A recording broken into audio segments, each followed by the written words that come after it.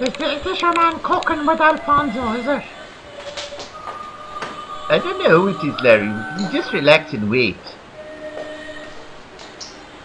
That's the problem. You don't know who's going to turn up on this bloody show. I mean, there's different guys coming in every evening.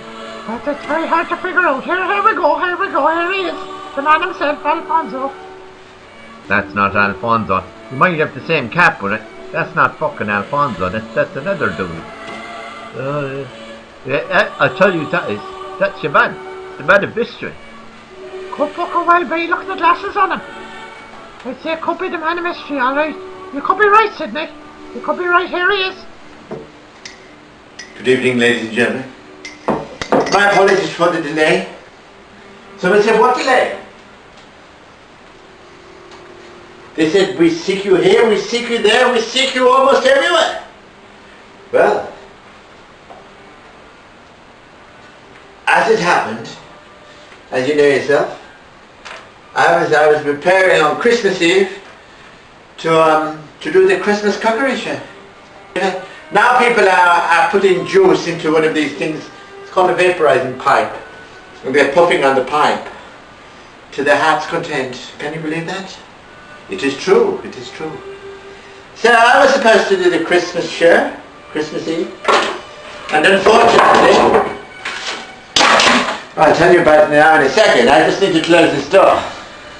I'll bring him, put the music, turn the music down a slight bit, because we had complaints from people. Some people from, well, I think they were up in the North Pole. They said they enjoyed our show the other day. They said the show was very enjoyable. It was a very enjoyable show, except for the fact that sometimes the noise was too loud from the TV in the living room, which was coming into the kitchen. So I said,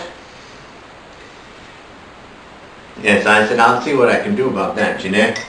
Because it can be quite problematic, unwanted sound. I've got to this stage in my evolutionary process where I prefer no sound. I can sit for hours in complete silence to stare at the walls. And someone said, what the fuck is that about? Well, it's part of a new process about being aware of your surroundings. You know? And the beauty about it is there don't have to be any kind of special walls with any fantastic wallpaper or paint. It can be any walls, as long as you've got four walls beside each other. And it does make a difference that they are actually beside each other, because if you had four walls that were in completely different places, just say places that are being bombed by the Russian jets or the American Navy or something like that, and then there's people running around, you know, whatever, well, it wouldn't be any good trying to sit around there and observe the silence, because obviously the bombs would be making too much noise anyway, and you'd find it very difficult to get four walls together in places like Syria and Egypt and Iraq and all those places where they go bombing people, you know, and that's what they do. How did we get onto this topic of conversation? I don't really have a fucking clue. But,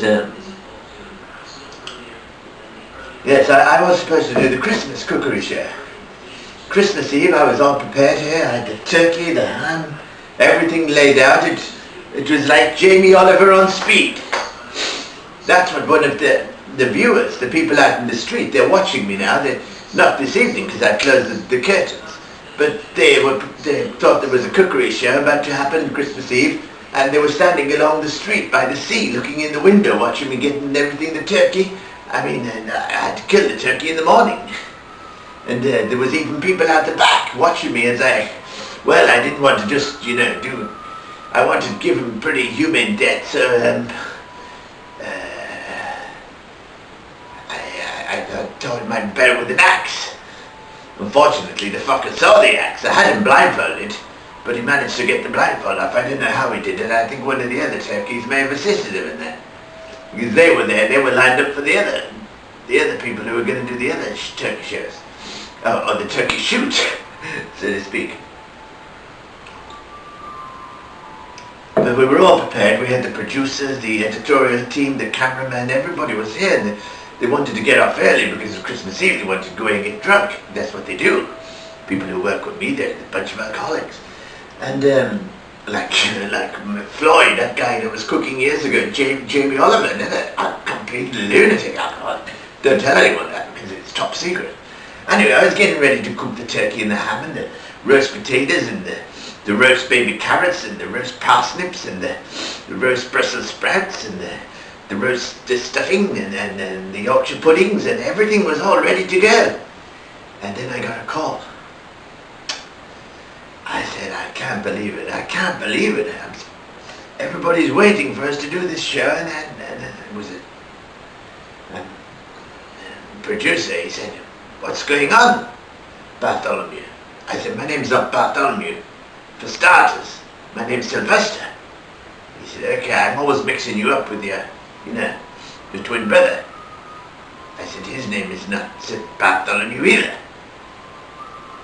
I found out later on he'd been drinking tequila since 7 o'clock in the morning. He was off his fucking rocker. Anyway, I got a call, and I had to take the call outside because it looks, I can take calls on my cell phone. No, it looks like a normal cell phone, but it is in fact being designed by some of the top electronic engineers in the world in Quantico in New Mexico, FBI boys. So I had to take the call outside, obviously, because I didn't want people to hear. So I said, yes, this is Tonto from Interpol. That's his code name, the code name of the man that I deal with at Interpol, Tonto.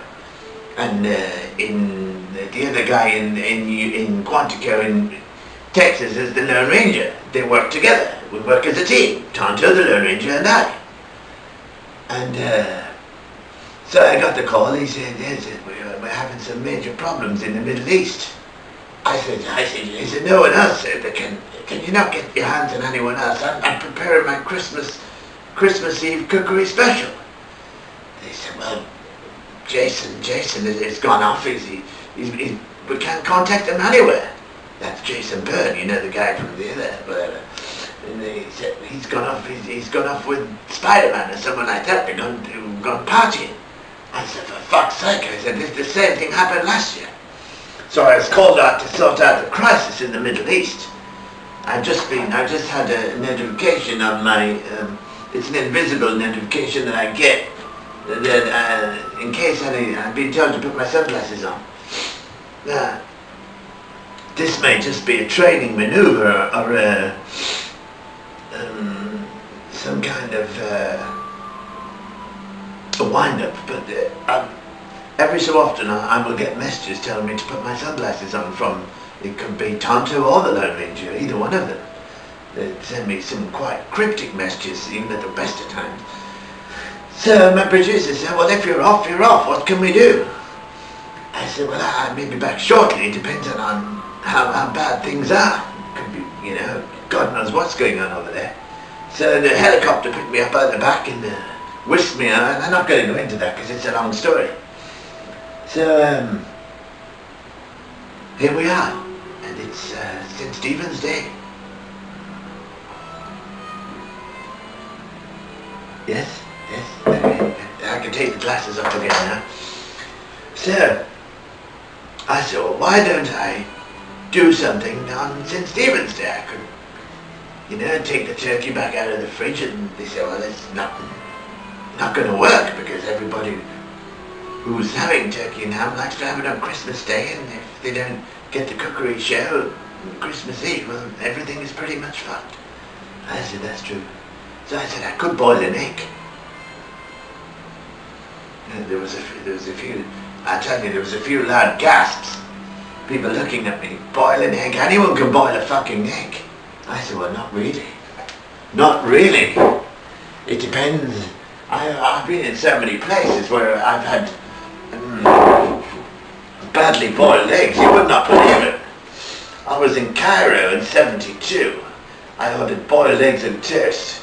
And the gentleman who took my order, I knew he hadn't a word of English, and I told him I wanted it, middling to well done, a little bit on the runny side, but not completely going to fall off onto the patio because I was dining outside al fresco.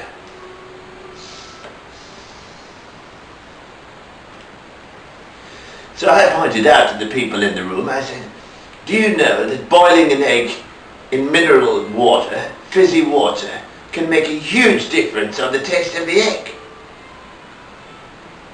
Sparkling water, actually, it's called sparkling water. And for the life of me, none of them knew. None of them were aware that if you boil an egg in sparkling water, it makes the texture that much more rubbery. That's good if you want to use the eggs in a catapult, you know? If you want to take someone down, instead of just say run out of rubber bullets when you're in the Mideast in some kind of a crisis zone, and you've no rubber bullets left, what do? You boil the eggs in sparkling water. Leave them for approximately 12 hours, sunny side up of course, and Bob's your uncle, you've got rubber bullets. Now there we have it. So we had a vote on it, and then it was kind of split. They didn't know whether to have the show about the boiled eggs or not. I told them there was a lot of variants that I could introduce as regards boiling an egg. And eventually they spent so much time deciding whether to go ahead or not go ahead. I said, fuck, I'm not going to do anything at all. And they all looked at me again in complete astonishment, some of them. Said, what are you going to do? I said, well, I have a cup of tea. And I'll talk about something else, which I haven't done for the last 10 minutes. As you will all know, ladies and gentlemen, when I do actually sit here at the beginning of the episode in question, I don't really know what I'm going to say. So there may be times, as I'm trying to explain to people, well, can you not talk about this and talk about that? I said, well, not really, because I don't know what I'm going to talk about. That's the nature of the beast. And there was a few people in the room that time. One of the assistant directors, I think she was a born-again Christian. She was like that, she blessed herself. I said, what did you do that for? She said, you just mentioned the beast. And I see you have a car outside with the number plate 666. I said, yes, what has that got to do with the price of turnips? She was kind of shocked. I must open the door now for 1 second because there's some kind of strange music coming in. Sounds like one of those songs you would hear just before something very scary happens. And I've been in some scary situations. Gaddafi, yes, I was over there when he was taken down. Saddam Hussein, that was quite a terrible night. Because apparently Saddam wasn't too bad at all. Just the Americans wanted to get rid of him on account of the oil crisis or whatever. Idi Amin, that was... They were dangerous bastards, the Ugandans. And the fact that I was only 7 years old at the time, that made it all the more scary. You know, I could barely hold the machine gun that I was given. But, like Jason Byrne, they asked me when I was about 5, they said, if you really want to be one of us, you're going to have to start young. You're going to have to give up your schooling and everything. I said, are you kidding me? I said, I'm supposed to start kindergarten next month. They said, no, we'd like you to be a top secret operative. So I had a thought, and I had to think about it for about 55 seconds, and I said, yes, it's okay. And that's how I got into the intelligence game. As I said, it hasn't been easy. I've been in some very dangerous places with dangerous people. That's why you need these. It's amazing how you can blend into the crowd in most cities, in cities where there's lots of dangerous bastards living. It's a well-known fact that 90% of the male population in these dangerous bastard vicinities do actually wear sunglasses. So once you don the sunglasses in the camp, it's very easy to become one of them. You know, it's probably one of the easiest kind of counter-espionage outfits one could attire themselves in. And it's also very cheap. I mean, you can buy the glasses for about $5. You can buy the cap for about $18 in New York, I believe.